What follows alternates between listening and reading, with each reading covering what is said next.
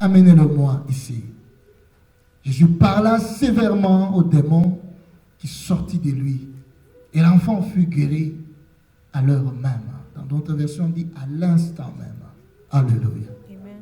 Alors les disciples s'approchèrent de Jésus et lui dirent en particulier, pourquoi n'avons-nous pu chasser ces démons? C'est à cause de votre incrédulité, leur dit Jésus. Je vous l'ai dit en vérité, si vous aviez de la foi comme un grain de sénévé, vous diriez à cette montagne, transporte-toi d'ici là, et elle se transporterait. Rien ne vous serait impossible. Est-ce qu'on peut souligner, rien ne vous serait impossible? Et dis à ton voisin, rien ne vous serait impossible. Mais cette sorte de démon ne sort que par la prière et par le jeûne. Alléluia. Amen. Une histoire que nous connaissons, parce que même le samedi passé, on nous a partagé de ça. Jésus-Christ s'était retiré avec 3 de ses disciples, Pierre, Jacques et Jean. Ils sont allés à la montagne pour prier. Et cette montagne, souvent, on dit c'est la montagne de la transfiguration. Parce que c'est là qu'ils ont passé de très bons moments. Au point que Pierre avait dit à Jésus, s'il te plaît, Seigneur, est-ce que nous ne pouvons pas juste monter des tentes ici et rester? C'était tellement bon. Alléluia. Amen. C'est bon dans la présence de Dieu. Amen. Alléluia. C'était tellement bon, il ne voulait plus quitter cette présence. Quand il regarde peut-être les problèmes qu'il avait laissés, il rentrait encore dans ces problèmes-là. Peut-être qu'il avait laissé ses enfants affamés, il rentrait encore dans le problème. Il dit, Seigneur, dressons seulement la tente. Il a oublié même sa famille. Si nous pouvons rester avec toi ici. Alléluia. Amen. Mais comme il fallait descendre, ils sont descendus. Et en descendant, il y avait une foule. Ils étaient en train de discuter. Jésus est arrivé au milieu d'eux. Il a demandé, mais pourquoi? Qu'est-ce qui se passe? Vous êtes en train de discuter. Qu'est-ce qu'il y a? Et un homme vint. Un homme s'approcha. Alléluia. J'aime ce verbe-là, s'approcher. Un homme s'approcha de Jésus-Christ. Et il a commencé à raconter l'histoire. En fait, quand Jésus-Christ était à la montagne, cet homme-là avait amené son fils. Et il a dit aux disciples, il a demandé aux disciples s'ils pouvaient même prier pour son fils. Parce qu'il en avait marre de cette situation. Il était fatigué de voir son fils. La Bible dit, quand vous lisez la même histoire dans Marc, la Bible dit que quand cet enfant était encore enfant, c'est là qu'il a commencé sa maladie. Et c'est quel genre de maladie? À tout moment, il tombait. Et quand il se jetait, il pouvait se jeter dans le feu. Il pouvait se jeter dans le feu ou dans l'eau. Je peux m'imaginer, peut-être qu'il avait des brûlures partout. À cause des moments où il pouvait tomber dans le feu. Et vous savez, bien-aimés, quand quelqu'un est malade dans une famille, ce n'est pas seulement la personne qui est malade qui est affectée. Même toutes les personnes autour de cet enfant-là sont affectées. Et comme cette maladie était que cet enfant s'est jeté dans l'eau ou dans le feu, je crois et j'imagine qu'il fallait qu'il y ait quelqu'un autour de cet enfant-là pour le protéger à tout moment. Alléluia. Cet enfant-là a souffert. Alors ils ont dit non, allons voir Jésus. Mais Jésus n'était pas là. Ils ont trouvé les disciples. Mais les disciples n'ont pas pu. Alléluia. Et je crois que c'était même la raison de cette discussion-là. Ils se disaient, mais vous les disciples, comment vous ne pouvez pas arriver à guérir? Et comme les scribes étaient là, peut-être qu'ils étaient en train de mettre un peu de piment à côté pour dire, ah, vous voyez, vous dites toujours, vous ouvrez la bouche. Mais, et quand le maître descendait, alléluia, Yes. Oh, alléluia, Oh, yes. quelqu'un va expérimenter la grâce du maître Amen. ce soir. Alléluia. Amen. Tu n'es pas venu voir un homme. Mhm. Tu es venu voir le maître. Amen. Le maître de ce moment ici. Mhm. Et tout dépend de la manière dont tu t'approches ce soir de ce maître-là. Alléluia. Amen. La Bible dit que Jésus-Christ descendait de la montagne. Et cet homme-là, quand il a vu le maître, il s'est approché. Il a dit, je vais rencontrer le maître. Et il a posé son problème. Alléluia. Cette histoire renferme beaucoup de de choses dont nous pouvons parler. Cette histoire renferme l'histoire de la foi. Alléluia. Amen. Parce qu'il dit que si vous avez une foi, comme le grain de sénévé, ou comme la graine de moutarde, vous direz à cette montagne, ôte-toi de là, et la montagne se déplacera. Alléluia. Cette histoire renferme encore la prière. On peut exhorter, on peut parler sur la prière. Parce qu'il dit que ce genre de démons ne peuvent sortir que par la prière et le jeûne. Cette histoire renferme aussi le mystère de la montagne. Pourquoi Jésus-Christ pouvait parler de la montagne? Pourquoi Jésus-Christ pouvait parler de la graine de moutarde ou la graine de sénévé? Ça renferme beaucoup de réalités spirituelles. Alléluia. Je vais juste ouvrir une parenthèse pour parler un peu de la graine de sénévé ou la graine de moutarde. J'ai eu le temps de chercher, de lire. Il est dit ceci de cette graine-là, la graine de sénévé. C'est une graine qui, dans les circonstances difficiles, elle se reproduit toujours. Amen. Alléluia. Amen. C'est une graine. Elle est d'abord plus petite. Elle mesure 1 mm de diamètre. Elle est trop petite. Et il y a d'autres même qui disent que c'est la plus petite des graines qui puissent exister. Elle ne mesure qu'un millimètre de diamètre. Mais la Bible dit, j'ai lu, ça dit, c'est dans des circonstances difficiles qu'elle se reproduit. Et ça dit aussi ceci, ces racines ont la capacité de s'enfoncer dans un sol qui est même compact, qui est dur, qui est solide. Alléluia. Alléluia. Amen.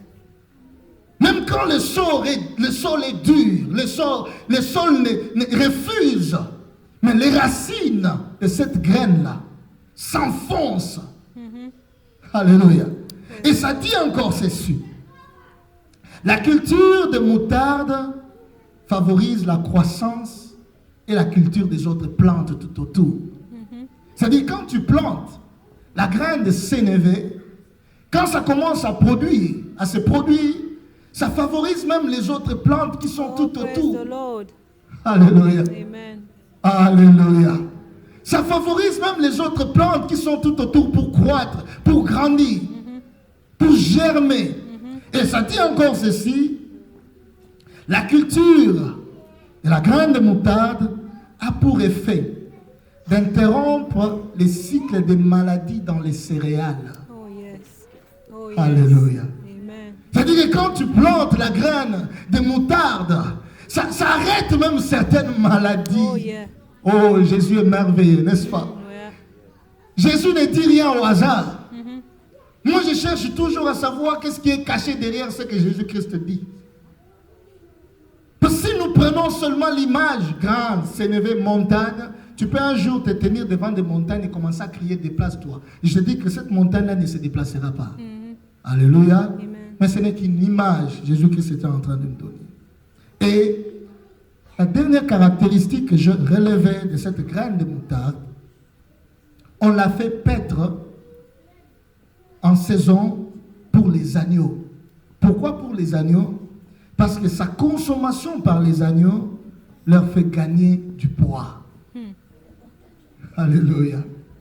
C'est-à-dire que quand vous cultivez la graine de moutarde, c'est un produit qui donne le poids ou du poids à l'agneau. L'agneau aime bien manger la graine de moutarde. Et nous savons qu'il y a quelqu'un qui s'appelle l'auteur et le consommateur de notre foi. Et il s'appelle aussi l'agneau de Dieu. Alléluia.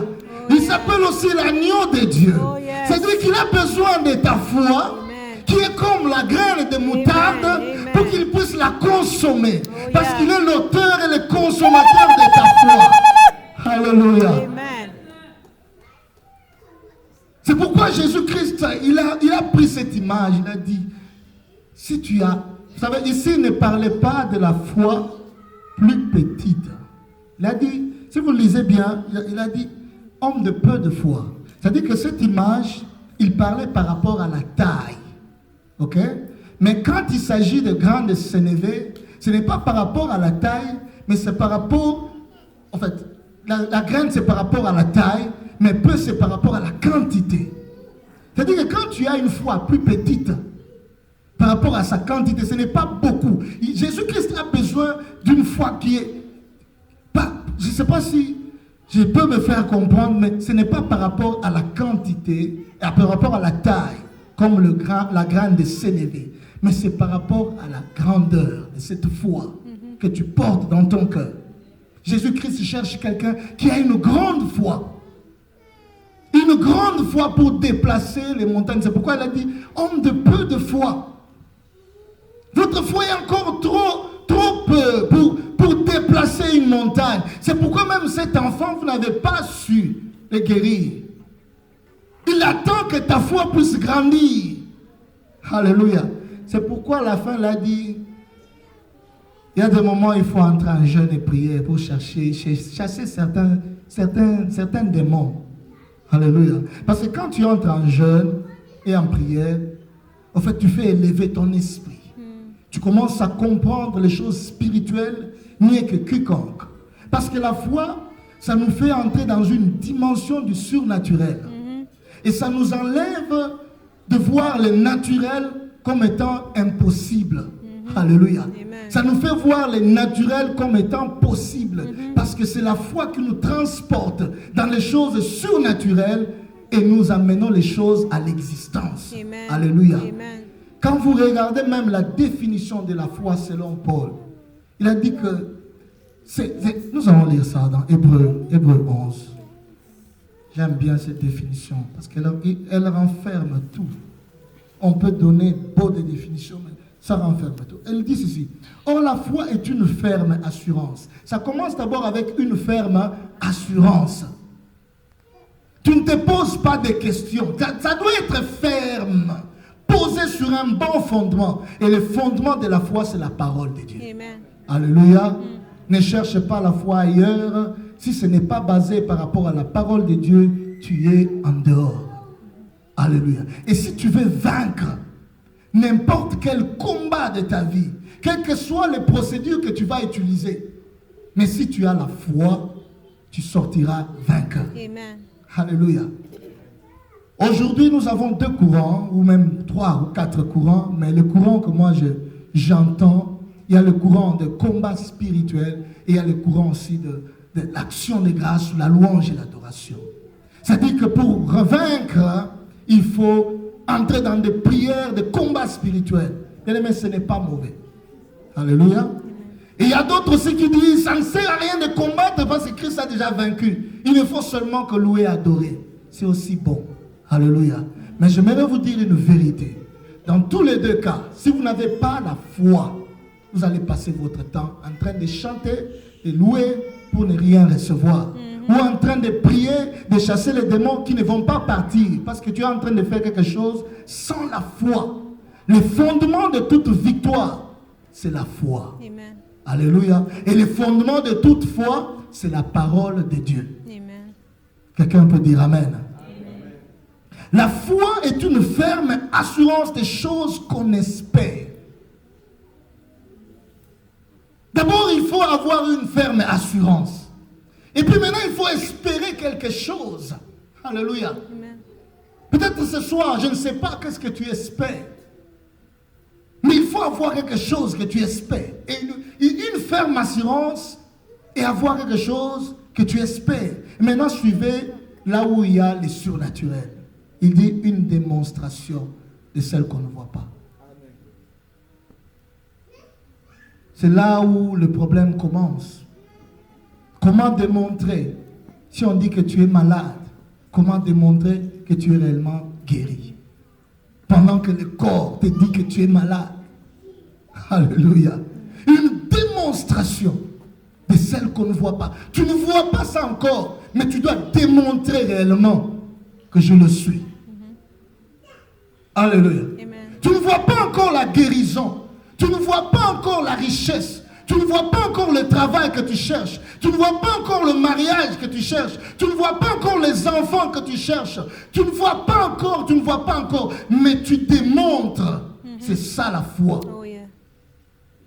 Sans la démonstration, la définition n'est pas encore complète.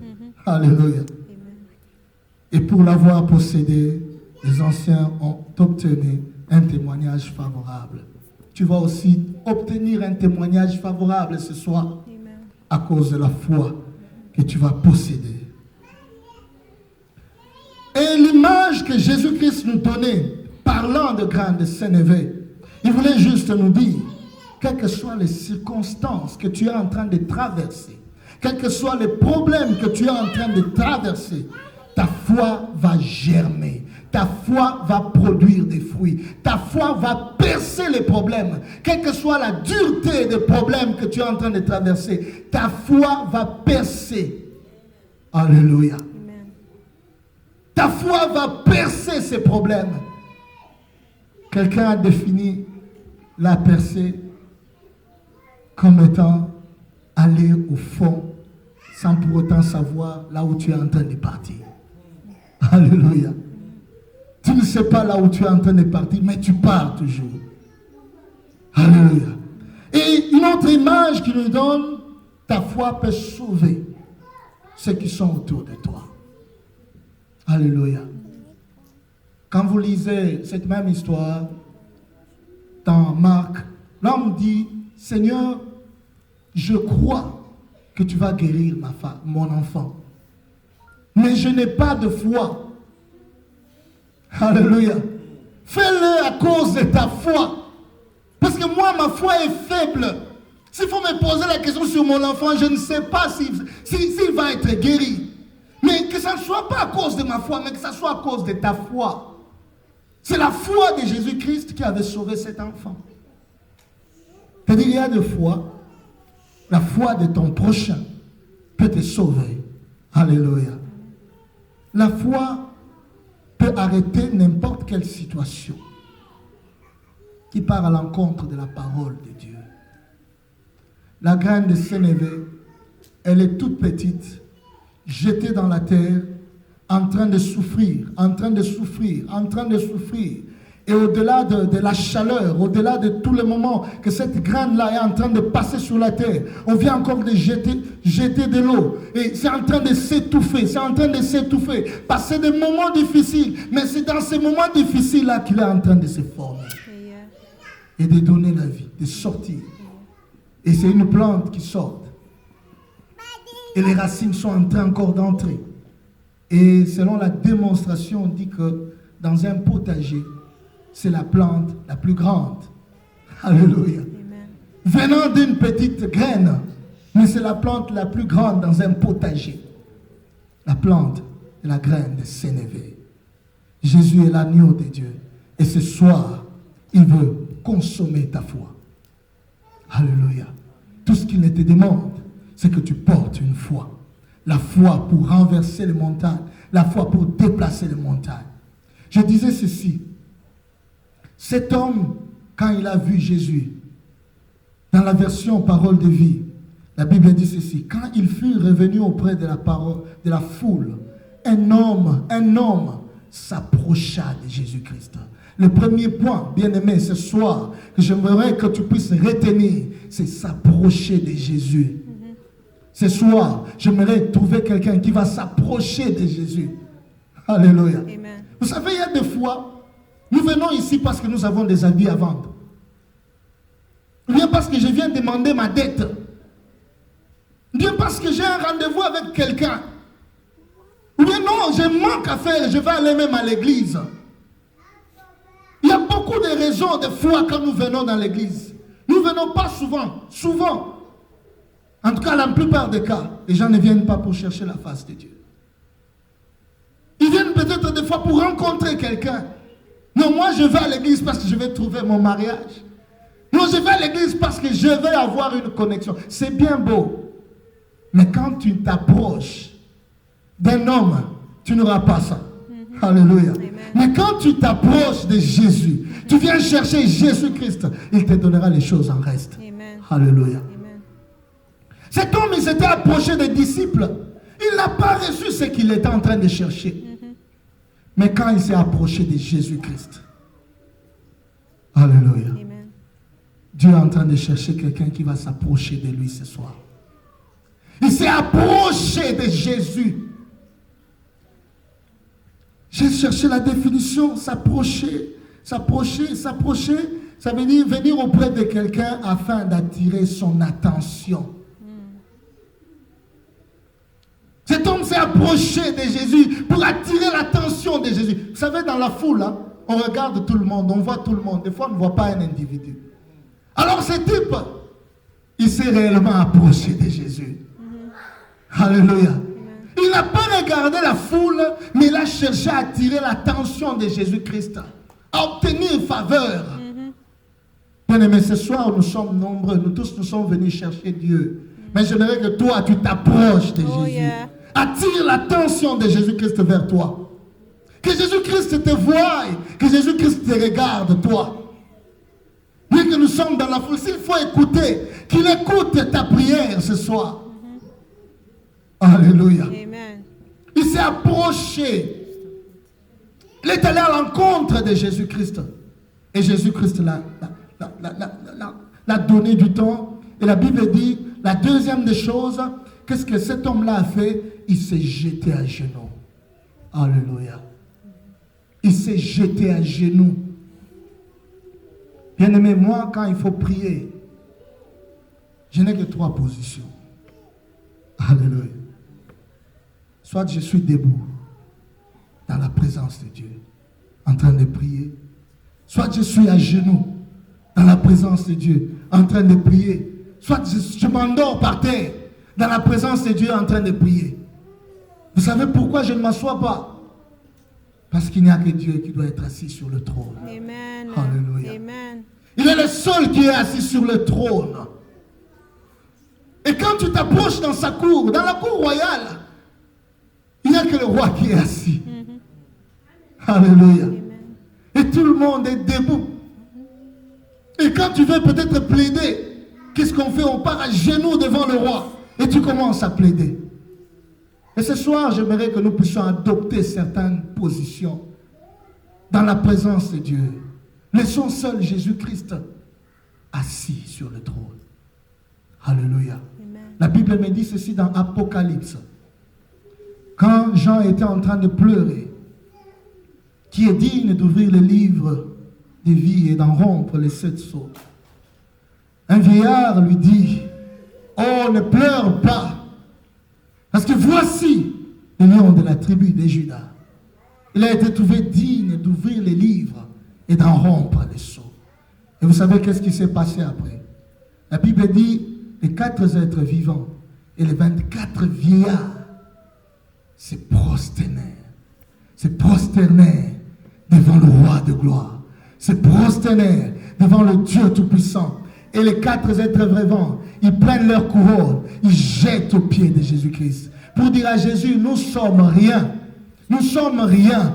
Il n'y a que toi qui as été trouvé digne d'ouvrir le livre de vie et d'en rompre les sceaux. Amen. Abandonne-toi devant Dieu. Abandonne-toi dans la présence du roi de gloire. Jette-toi à ses pieds pour lui dire, je m'abandonne Seigneur, je ne suis rien. La Bible dit que tout genou fléchira. Oui, tu dois fléchir tes genoux devant le roi de gloire et confesser qu'il est le seul Seigneur. Quand nous tous nous sommes debout, on ne sait pas remarquer qui est Seigneur. Quand nous tous nous sommes assis plutôt. Mais si tu es à genoux, on sait voir qu'il y a un Seigneur. Alléluia. Amen. Cet homme-là a compris que sa solution, c'était d'être à genoux devant le roi des rois. Et la troisième position que cet homme a pris, la Bible dit qu'il a commencé à supplier. Alléluia. Il a présenté des supplications. Des fois, nous venons dans la présence de Dieu, nous prions. C'est bien, il faut prier. Mais il y a des moments où il faut supplier Dieu. Supplier, ça veut dire demander une faveur. C'est-à-dire que dans des conditions normales, tu ne peux pas avoir cette chose que tu es en train de demander. Dans des conditions normales, si on te regarde, On dit non, tu ne peux pas mériter ça. Mais à cause de ta supplication, c'est fait la raison pour laquelle ce type-là a été entendu. Amen. Il a supplié Jésus-Christ. Alléluia. To beg. Il a supplié Dieu pour la cause de son fils. J'ai souffert avec cet enfant depuis son enfance. Sa maladie est devenue une montagne pour moi. Qui va me secourir? Qui va me secourir? Peut-être que tu te retrouves dans les mêmes conditions. Vous savez, des fois, nous venons donner une apparence. Mais quand on entre au fond de nous, peut-être nous avons déjà perdu le sommeil. Chaque jour, tu pleures. Et personne peut-être ne voit tes pleurs si ce n'est Dieu qui connaît même le fond de ton cœur. Et nous les hommes, souvent, comme on n'aime pas pleurer devant les gens, nous pleurons dedans de nous. Il n'y a que Dieu qui voit. Alléluia. Cet homme-là a souffert avec un enfant. Peut-être toi, tu es en train de souffrir dans une autre circonstance, un autre problème qui te dépasse. Peut-être c'est le mariage, peut-être ce sont des enfants. Peut-être c'est un enfant que tu cherches pendant des années et des années. Tu ne sais pas le trouver. Tu te demandes, qui va me secourir? Approche-toi de Dieu. Va à genoux dans sa présence et supplie-le. Alléluia. Et la dernière des choses, il a commencé seulement à parler. Il a parlé à Dieu. Il a parlé, il a expliqué son cas. Jésus-Christ était étonné. Il disait, tout ce qu'on m'apporte reste vipère. Comment vous ne pouvez pas guérir cette situation? C'est tout ce que vous m'amenez comme situation. Et surtout qu'il venait d'une grande prière. Une autre dimension. Alléluia. L'homme de Dieu nous a dit que nous allons entrer en jeûne les derniers jours. Mais je demande si le samedi prochain, nous pouvons être à jeûne. Alléluia. Pas le jeûne américain. Non, non. Notre jeûne là congolais. Prenons seulement de l'eau. Vous n'allez pas mourir. Vous n'allez pas mourir. Je vous l'ai dit, on nous amène les jus. Non, ça ne va pas. Pour un jour, en tout cas, vous n'allez pas mourir. Alléluia. Venons à jeûne dans la présence de Dieu. Venons chercher la face. Bien-aimés, n'écoutez pas des gens qui vont vous désorienter, qu'on ne vous décourage pas. Il y a des gens qui vont vous décourager. Tu penses que seulement si tu jeûnes, ça... Non, oui, si je jeûne, je pense réellement et je le crois que je vais trouver la solution. Parce que Christ a dit, il y a certains démons qui ne partent que par des jeûnes. Alléluia. Amen. Il a vu la situation de son fils qui était compliquée. Le seul endroit où il pouvait trouver la solution, c'était auprès de Jésus. Et cette histoire me rappelle une femme qui a aussi souffert pendant des années, toujours dans la Bible. Elle n'a même pas porté un nom. Si vous lisez la Bible partout, dans toutes les versions, vous pouvez même tourner la Bible comme vous voulez, vous ne trouverez pas le nom de cette femme. Et la seule définition qu'on donne à cette femme, c'est que cette femme-là perdait le sang.